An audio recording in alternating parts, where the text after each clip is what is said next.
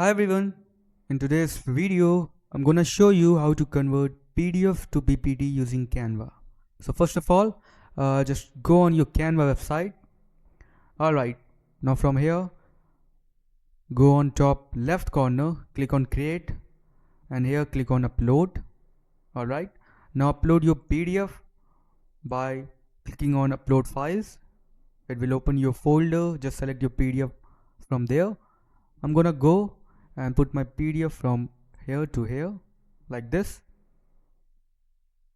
Okay, it will upload the PDF and it will open the PDF into a different window.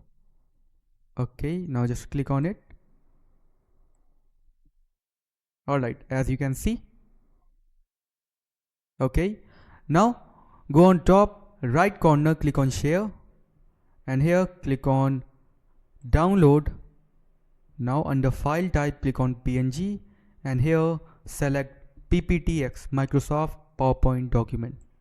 Alright, after that click on download, and that's it. That's how you can convert PDF to PPT using Canva. So that's it for the video. Thanks for watching.